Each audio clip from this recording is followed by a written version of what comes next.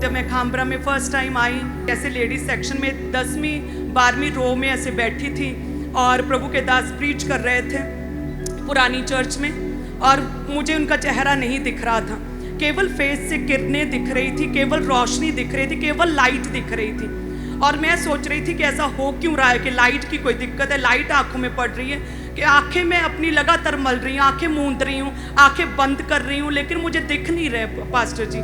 और उसके बाद जब न्यू पीपल काउंसलिंग हुई तब परमेश्वर के दास मुझे दिखे, तब मुझे दर्शन हुए थे परमेश्वर के दास के। सेम एक्सपीरियंस, वो मूसा जैसे परमेश्वर के साथ उसने पहाड़ी पर जब समय बिताया, तो जो उसके मूसा के चेहरे से जो किरणें दिख रही थी, जो यहूदी और जो इजरायली देख नहीं पा रहे थे किरणें, वो एक्चुअल में इसलिए नहीं था कि मूसा बहुत सुंदर था या उसी की अपनी ही लॉ थी जो इजरायलियों को वो देख नहीं पा रहे थे। वो परमेश्वर के साथ बिताया हुआ समय था, वो परमेश्वर यहोवा के साथ जो मूसा समय बिताया, वो परमेश्वर का नूर था जो उसके दास मूसा पर था।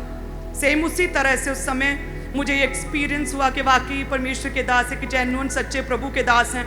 तब मैंने डिसाइड किया कि ठीक है जी, बपतिस्मा लेते हैं, इन्हीं प्रभु के दास से अब हम बपतिस्मा लेंगे। हालेलुया।